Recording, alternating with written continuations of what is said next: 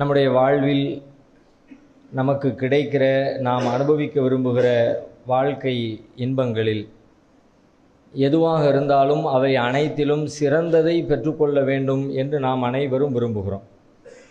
நம்ம வாழ்க்கையில் பயன்படுத்துகிற எதுவாக இருந்தாலும் எல்லாவற்றிலும் சிறந்ததாக இருக்கணும், உயர்ந்ததாக இருக்கணும், அழகானதாக இருக்கணும். ஒரு ட்ரெஸ் எடுத்தோம்னா நல்ல ட்ரெஸ்ஸாக இருக்கணும், பார்க்குறதுக்கு ரொம்ப உயர்ந்ததாக, மதிப்புள்ளதாக, கம்பீரமானதா. இப்படி ஒவ்வொன்றிலேயும் ஒரு உணவு சாப்பிட்றோம்னா ஒரு 30 ரூபா 40 ரூபாய்க்கும் ஒரு சாப்பாடு சாப்பிட முடியும். ஆனாலும் 200 ரூபா 300 ரூபா 500 ரூபா 1000 ரூபா கொடுத்து சாப்பிட்றோம்னா அது நல்ல சுவையுள்ள உணவாக, உயர்தரமான ருசியான உணவாக இருக்கணும். அப்படின்றதுக்காக வேண்டி நம்ம அதிகப்படியான செலவு செய்து உணவை நுகர்கிறோம். நாம் பயன்படுத்துகிற வாகனங்கள்லேருந்து, நம்முடைய வீட்டின் கட்டமைப்பிலிருந்து, நாம் பயன்படுத்துகிற எல்லா விஷயங்களிலேயும், நாம் செய்கிற தொழிலிருந்து எல்லாமே சிறந்ததாக இருக்கணும், உயர்ந்ததாக இருக்கணும், நல்லதாக இருக்கணும், அழகானதாக இருக்கணும் என்கிற மன விருப்பம் இயல்பாகவே எல்லா மனிதர்களுக்கும் இருக்கிறது. பெரும்பாலும் யாரும் அதிலிருந்து விதிவிலக்கு பெற்றிருப்பதற்கான வாய்ப்பே இல்லை என்று சொல்லுகிற அளவிற்கு எல்லாருக்குமே அந்த மாதிரி ஒரு விருப்பம் இயல்பாக அமைக்கப்பட்டிருக்கிறது. அல்லாஹ்வுடைய மார்க்கத்தை நாம் எடுத்துக்கொண்டால் அல்லாஹும் அதைத்தான் நமக்கு வலியுறுத்தவும் செய்கிறான். நீங்கள் எதை செய்தாலும் சிறந்ததை, அழகானதை செய்யுங்கள், உயர்ந்ததை செய்யுங்கள். எல்லா காரியத்திலையும் 2-3 படித்தரங்கள் இருக்கத்தான் செய்யும். எதை எடுத்தாலும் கூட மார்க்கத்தில் நீங்கள் எடுத்துக்கிட்டிங்கன்னா சிலது செய்யலாம் என்று அனுமதிக்கப்பட்டதாக இருக்கும்.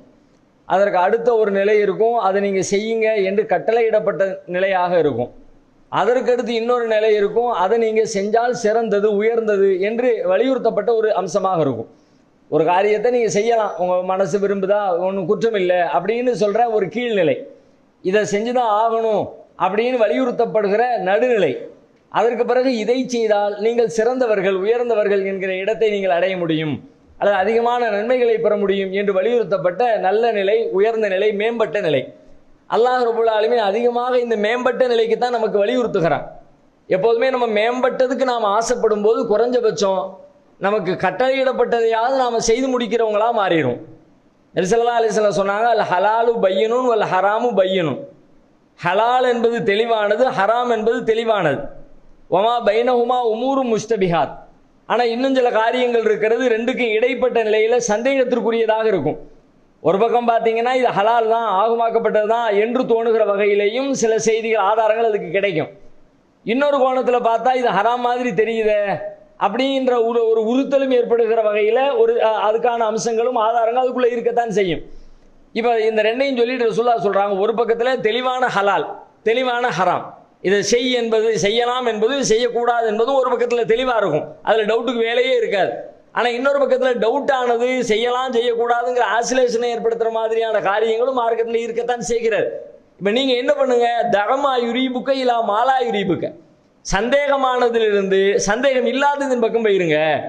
சந்தேகமான டவுட்டு தானே, அதை செய்யலாமனு இருக்குதானே, செஞ்சுருவோம் அப்படின்னு நீங்கள் செஞ்சிடாதீங்க. அப்படி செஞ்சுட்டா என்ன ஆகும் அப்படின்னு கேட்டால், சில நேரங்களில் வேலியின் ஓரத்திலே நாம் கால்நடைகளை மேய விடுவது என்பது அது வேலிக்குள்ளேயே மேய்ந்து விடுவதற்கான வாய்ப்பு இருக்கிறது. இப்போ சந்தேகத்திற்கிறமானது அப்படின்னா அது பார்டரில் இருக்குன்னு அர்த்தம். தெளிவான நிலைங்கிறது பிரச்சனையே இல்லை, தெளிவற்றதுங்கிறது பார்டர் ஓரத்தில் இருக்கிற. நீ ஓரத்தில் நிற்கிறது செய்ய ஆரம்பிச்சனா நீ கொஞ்சம் கொஞ்சமாக செஞ்சு கடைசியில் உன்னையும் அறியாமல் தடுக்கப்பட்ட காரியத்தையும் செஞ்சவனா நீ மாறிடுவ.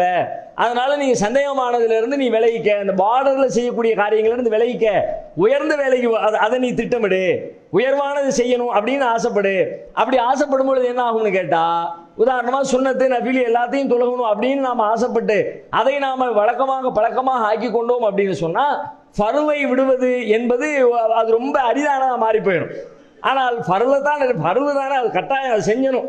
அதை செய்யலாட்டி மற்றபடி அது பெரிய குற்றமாக போயிடும். சுன்னத்து நஃபில்லாம் அது தொழுதான் என்ன, தொலாட்டி நமக்கு ஒன்றும் தண்டனை கிடையாது தானே, குற்றம் கிடையாது தானே அப்படின்னு நாம் அதை உதாசீனப்படுத்தினால், உயர்வானதை, சிறந்ததை நாம் விளக்க ஆரம்பித்தால் அது என்ன ஆகும்னா, சில நேரங்களில் ஃபர்லையும் விடக்கூடிய ஒரு சூழலை நமக்கு ஏற்படுத்திடும். அதில் நாம் ரொம்ப கவனம், இதிலே ரொம்ப கவனமாக இருந்தோம்னா ஃபர்லில் அதை விட ரொம்ப கவனமாக இருப்போம். இதைத்தான் நபியவர் நமக்கு வலியுறுத்துறாங்க. அல்லாஹ்வுடைய மார்க்கத்திலையும் இது மாதிரி சிறந்தது குறித்து ஏராளமான செய்திகள் சொல்லப்படுறதை நம்ம பார்க்கலாம். அல்லாஹ் நம்ம இந்த மனித வாழ்க்கையை படைச்சதை பற்றி சொல்றான். அல்லதி ஹலக்கல் மௌத்த வல் ஹயாத்த லியப்லுவக்கும் ஐயுக்கும் அஹ்ஸனு அமலா. உங்களில் அமல் செய்கிறவர் யார் என்று கண்டறிவதற்காக அப்படின்னு அல்லாஹ் சொல்லலாம். அல்லாஹ் எப்படி பயன்படுத்துறான், வாழ்வையும் மரணத்தையும் அல்லாஹ் படைத்தான்.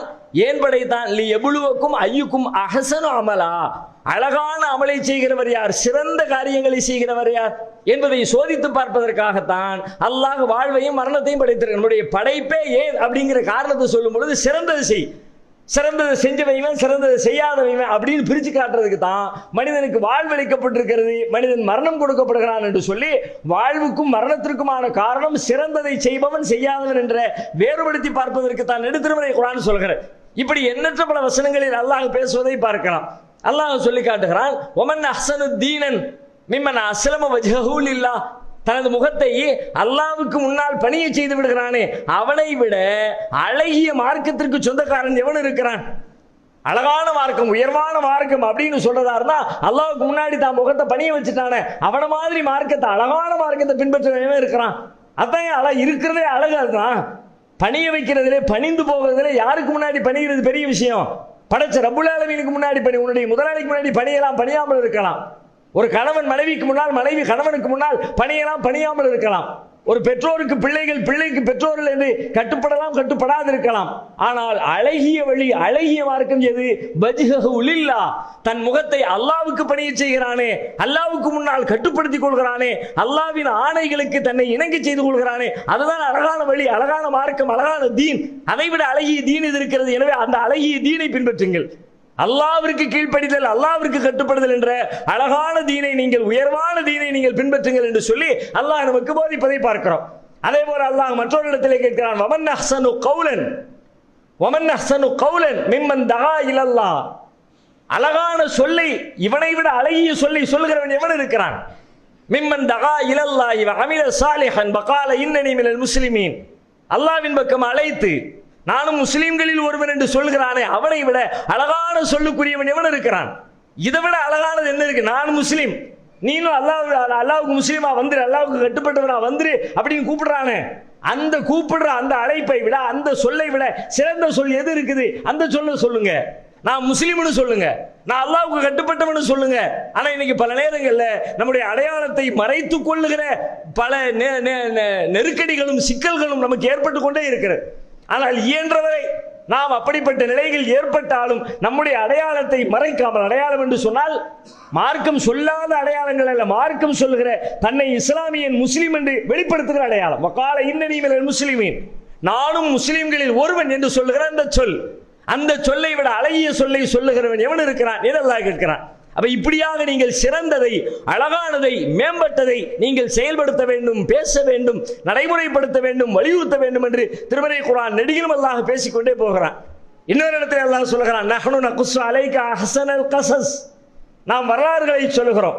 பிமா அவ்ஹைனா இலைக ஹாதல் குர்ஆன், இந்த குர்ஆனை உங்களுக்கு அருளி இருப்பதன் வழியாக நாம் உங்களுக்கு வரலாறை சொல்லுகிறோம். என்ன வரலாறு? அஹ்ஸனல் கஸஸ், வரலாறுகளிலேயே அழகான வரலாற்றை. சாதாரண வரலாறு சொல்ல, உங்களுக்கு அல்லாஹ் சொல்லி இருக்கிற எல்லா வரலாறுமே அழகானது, எல்லா வரலாறுமே சிறப்பானது, உயர்வானது. உங்கள் வாழ்க்கைக்கு செய்ய வேண்டியதையோ அல்லது செய்யக்கூடாததையோ சொல்லித் தருகிற வரலாறு. வெறும் கதையான வரலாறு அல்ல, கற்பனையான வரலாறு அல்ல, பயனற்ற வரலாறு அல்ல, வெறுமனே புலங்காயுதம் அடைந்து கடந்து செல்கிற வரலாறு அல்ல, கேட்டுவிட்டு சந்தோஷப்பட்டு விட்டு அப்படியே கடந்து செல்லப்படுகிற வரலாறு அல்ல. அஹ்ஸனுல் கஸஸ், அழகிய வரலாறு. நஹ்னு நகுஸ்ஸு அலைக அஹ்ஸனல் கஸஸ், உங்களுக்கு நாம் அழகான வரலாற்றை சொல்லி தருகிறோம். அந்த வரலாற்றிலே நிறைய பாடங்கள் இருக்கிறது, படிப்பினை இருக்கிறது என்று அல்லாஹ் பேசுகிறான். இன்னும் அல்லாஹ் சொல்கிறான், இத்தபிஉ அஹ்ஸன மா உன்ஸில இலைக்கும் மிர் ரப்பிக்கும், உங்கள் இறைவனிடமிருந்து அருளப்பட்ட அழகானதை பின்பற்றுங்கள். அல்லாஹ் அருளிய எல்லாமே அழகானது தான், அதைத்தான் இங்க சொல்றான். அழகானதுன்னா அல்லாஹ் அருள்னதுல அழகானது இருக்குது, அழகற்றது இருக்கிறது என்று பிரிக்க முடியாது. அல்லாஹ் அருளிய அனைத்துமே அழகுதான், அதைத்தான் சொல்கிறான். இத்தபிஉ அஹ்ஸன மா உன்ஸில இலைக்கும் மிர் ரப்பிக்கும், உங்கள் இறைவனிடமிருந்து அருளப்பட்ட அழகானது இருக்கிறதே, வேதம் இருக்கிறதே, போதனை இருக்கிறது, அந்த போதனையை நீங்கள் பின்பற்றுங்கள். வகுல் இபாதி யகூலு அல்லதி ஹிய அஹ்ஸன், நபியே நீங்கள் என்னுடைய அடியார்களுக்கு சொல்லுங்கள், அழகானதை பேச சொல்லுங்கள். என் அடியார்களுக்கு நீங்கள் என்ன சொல்லுங்க? அழகான சொல்ல, அழகான வார்த்தையை, அழகான பேச்சு பேச சொல்லுங்க. அல்லாஹு நஸ்ஸல அஹ்ஸனல் ஹதீஸ், அல்லாஹ் அழகான பேச்சையே அருளி இருக்கிறான். அல்லாஹ் அருளி இருப்பதே அழகுதான். அந்த அழகை பேச சொல், அந்த அழகை பின்பற்ற சொல், அந்த அழகுக்கு கட்டுப்பட சொல், அந்த அழகை தன் வாழ்வில் நடைமுறைப்படுத்த சொல் என்று சொல்லி இப்படி திருமறை குர்ஆன் நெடுகிலும் அழகானதை, உயர்வானதை, சிறப்பானதை நீங்கள் எடுத்துக்கொள்ள வேண்டும், செயல்படுத்த வேண்டும் என்று சொல்லி சிறந்ததை வலியுறுத்துகிறான். ஏனெனில் சிறந்ததற்கு நாம் திட்டமிடுகிற பொழுது, அதை செய்ய வேண்டும் என்று ஆசைப்படுகிற பொழுது, குறைந்தபட்சம் அதற்கு அடுத்த நிலையில் இருக்கிற செய்ய வேண்டிய காரியங்களை நாம் செய்து முடிப்போம். சிறந்ததை விட்டுவிட்டு செய்ய வேண்டியது கட்டளையிடப்பட்டதை மட்டுமே நாம் நினைவுபடுத்தினால், இதை செய்தால் போதும் என்று நாம் திட்டமிட்டால், நாம் ஒருவேளை அதிலேயும் தவறி அதற்கு கீழே வந்து விடுவதற்கு, பாவிகளாக குற்றவாளிகளாக மாறிவிடுவதற்கான வாய்ப்பு இருக்கிறது. எனவே எல்லா காரியங்களிலும் அழகானது, உயர்வானது, உயர்வற்றது என்று மார்க்கம் பல செய்திகளை சொல்லுகிறது. தொழுகைக்கு வருகிறோம். தொழுகை பற்றி நபிகளார் சொல்கிறார், அஃலலு ஸலாத்தி தூலுல் குனூத்தி. தொழுகையிலே சிறந்த தொழுகை, அழகிய உயர்வான தொழுகை எது? தூலுல் குனூத், நீண்ட துஆவை கொண்டிருக்கிற தொழுகையே சிறந்த தொழுகை. தொழுகையிலே பெரும்பாலும் இருப்பதே துஆ தான் அதிகம். தக்பீர் கட்டின உடனே துஆ, அல்ஹம்து சூராவில் துஆ, ருக்குல போய் துஆ, சஜிதாவில் போய் துஆ, அத்தஹியாத்துல துஆ, அத்தஹியாத்து 2 சஜிதாக்களுக்கு இடையிலே துஆ, ரப்பிக்ஃபிர்லி. இப்படி தொழுகை முழுவதுமே துஆ தான். அதிலேயும் சிறந்த தொழுகை எது? தூலுல் குனூத், நீண்ட துஆவை கொண்ட.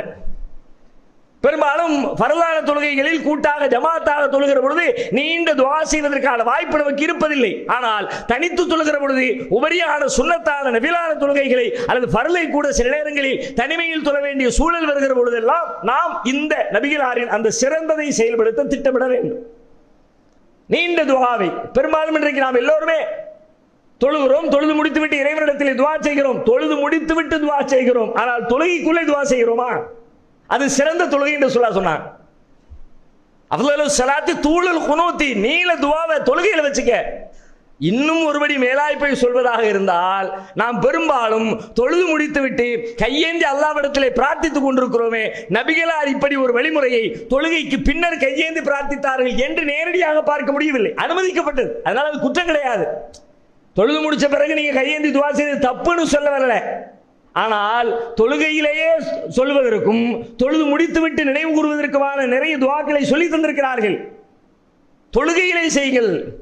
இன்ன அக்ரபமா யகூனுல் அப்து மிர் ரப்பிஹி வ ஹுவ சாஜித் ஃபஅக்ஸிரு துஆ. ஒரு அடியான் தன் இறைவனிடத்திலே மிக நெருக்கமாக இருக்கிற தருணம் அவன் சுஜூதிலே இருக்கிற தருணம். சொல்லிட்டு நபிகளார் சொன்னார்கள், ஃபஅக்ஸிரு துஆ, அந்த நேரத்திலே அதிகமாக துஆ செய்யுங்க. சுஜூதிலே அதிகமாக துஆ செய்யுங்க. சில பேர் இன்றைக்கு சுஜூத் துஆ செய்வதற்காக வேண்டிய சுஜூது செய்யறாங்க, அது மார்க்கத்திலே இல்லை. நீங்க எதுல சுஜூது செய்றீங்களோ தொழுகையில, அந்த சுஜூதுல அதிகமா துஆ செய்யுங்க. அப்பதான் அல்லாஹ்வுக்கு நெருக்கமா இருக்கிறீங்க. நெருக்கமான நேரத்துல தானே எதையுமே யாரிடமும் கேட்க முடியும். அத்தஹியாத்திலே உங்களுக்கு தேவையானதை, விருப்பமானதை தேர்ந்தெடுத்து நீங்கள் துஆவை கேளுங்கள் என்று நபிகளார் சொன்னார்கள். அத்தஹியாத்துல துஆ செய்யுங்க, சஜிதாவில் துஆ செய்யுங்க. எப்படி துஆ செய்யறது? எனக்கு அரபி தெரியாத, துஆ தெரியாத. துஆ தெரிகிறதுன்னு மனனம் செய்து கேட்கிற துஆவை சொல்லல. உங்களுக்கு தேவைப்படுறது எது? உங்க மொழியில நீங்க கேளுங்க, நீங்கள் புரிஞ்சு கேளுங்க. லா யக்பலுல்லாஹு துஆ கல்ப காஃபில், பொடுபோக்கான உள்ளங்களில் இருந்து கேட்கப்படுகிற துஆவை அல்லாஹ் ஏற்க மாட்டான். நம்ம என்ன கேட்கிறோம்னு தெரியாம போய் உட்கார்ந்துக்கிட்டு நீங்க ரப்பனா ஆத்தினா ரப்பனா ஆத்தினா, அது இல்ல விஷயம். என்ன கேட்கிறோம்னு தெரிஞ்சு கேளு. இது மாதிரி நீண்ட துஆவை உங்கள் தொழுகையை அமைத்துக் கொள்ளுங்கள், அது சிறந்தது என்றார்கள். தொழுகைக்கு வருகிறோம், பள்ளிவாசலுக்கு வந்துட்டோம், தொழுகை நேரத்துக்கு வந்துட்டோம், ஜமாத்துக்கே வந்துட்டோம், தொழுகிறதுக்காக வேண்டி 10 நிமிஷத்துக்கு முன்னாடியே வந்துட்டோம். ஆனா வந்து என்ன பண்றோம்? அங்க எங்கே வசதியான இருக்கை இருக்கிறது, ஓரமாக முதுகை சாய்த்துக் கொள்வதற்கு வாய்ப்பு இருக்கிறது, எங்கே வெப்பமில்லாமல் பேனுக்கு கீழே காற்றாடி கிடைக்கிறது என்கிற இடத்தை தேடி அமர்ந்து கொள்கிறோம். அவ்வளவு வேலையை விட்டுட்டு, தொழிலை விட்டுட்டு, தேவைகளை விட்டுட்டு தொழுகணும்னு வந்த நமக்கு அதுல சிறந்ததை பெற்றுக்கொண்டு வீட்டுக்கு போகணுமா இல்லையா? கடைக்கு வந்துட்டோம், பிசினஸ் பண்ணணும் முடிவு எடுத்துட்டோம், பிசினஸ்க்கு வந்து உட்கார்ந்து காலையிலிருந்து சாயங்காலம் வரைக்கும் நாம உட்கார்ந்து நடக்கிற நாம முடிஞ்ச வரைக்கும் அதிகபட்ச லாபத்தோடு வீடு திரும்ப முயற்சிக்கிறோமே, தொழுகையில் மட்டும் நமக்கு அப்படிப்பட்ட உணர்வு வரமாட்டேங்குது. தொழுகை என்ன பண்ணிடுவோம்? நீங்க உட்காருங்க, நீங்க போங்க, யாரு முன்னாடி முன்சப்புக்கு.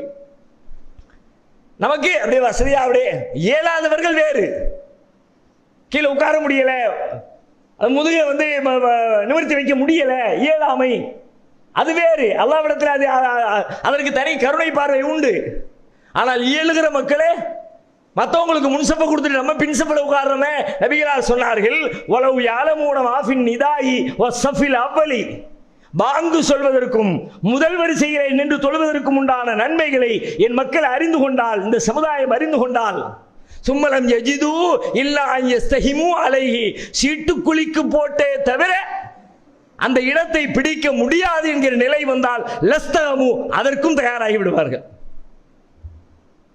இன்னைக்கு நாம பெருந்தன்மை இல்லை, நமக்கு அது பெருந்தன்மை. 2 பேர் ஒரே நேரத்தில் ஜும்மாவுக்கு இப்படி நின்று வரிசை சரி பண்ணும் பொழுது முன்னாடி ஒரு கேப்பு, அந்த பக்கம் இருந்து ஒருத்தர் இந்த பக்கம் ஒருத்தர், 2 பேரும் சேர்ந்து வரும்போது கூட நம்ம பெருந்தன்மை இல்லைங்க.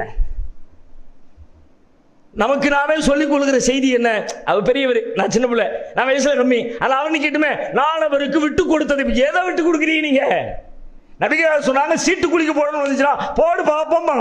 நம்ம நில்லுங்க, நீங்க இல்லைங்க, நான் பின்னாடி நிற்கிறேன். வலவு யஅலமூன மா ஃபில் அத்தமதி வஸ்ஸுப்ஹி லா அதௌஹுமா வலவு ஹபவன். இஷாவுடைய தொழுகைக்கும் சுபுவுடைய தொழுகைக்கும் கொடுக்கப்படுகிற பிரத்யேக நன்மைகளை அறிந்து கொண்டால் தவழ்ந்து தவழ்ந்தாவது அவ்விரண்டு தொழுகைக்கும் அவர்கள் பள்ளிக்கு வந்து விடுவார்கள். அந்த 2 தானே நமக்கு ரொம்ப பெரிய சோதனையா இருக்குது. இஷாவுடைய வீட்டில் போய் தொழுதுக்கலாம், சுபுகு அது வீட்டிலே தொழுதுட்டு வெளியே கிளம்பிக்கலாம். தொழக்கூடிய மக்களை நாம் அப்படித்தான் இருக்கிறோம். ஆனால் நபிகளார் சொன்னார்கள், அதன் நன்மையை அறிந்து கொண்டால் தவழ்ந்தாவது பள்ளிக்கு வருவீர்கள். எல்லா தொழுகைக்கும் பள்ளி வரணும், ஆனால் இந்த தொழுகைக்கு கூடுதலாக கவனம் எடுனாங்க. இஷாவையும் சுபகையும் கூடுதலாக கவனம் எடுக்கிறவர் கண்டிப்பா லுஹர் அவருக்கு எளியது, மக்ரிப் அவருக்கு எளியது, அஸர் அவருக்கு எளியது.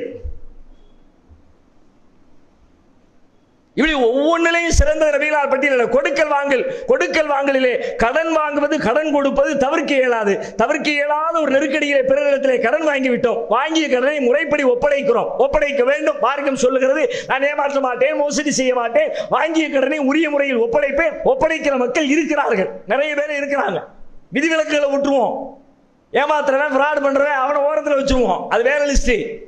ஒப்படைக்கிற மக்களுக்கு நபிகளார் சொல்லுகிறார்கள், கடன் வாங்குகிறீர்கள், கடன் கொடுக்கிறீர்கள், ஆனால் கொடுக்கிறவர்களிலே இன்னமின் ஹியாரிக்கும் ஹசனுக்கும் கலான், உங்களுடைய கடனை யார் அழகான முறையிலே திரும்ப செலுத்துகிறாரோ, பெற்றதை விட அதிகமாக இவர் திரும்ப கொடுக்கிறாரோ, அந்த அழகான கடனை திரும்ப செலுத்துகிறவரே உங்களில் சிறந்தவர். நான் தான் வாங்கினதை கொடுத்துட்டேனே. கடன் கொடுத்தல் என்பது எத்தனை பெரிய சமூக பாதுகாப்பு ஏற்பாடு தெரியுமா?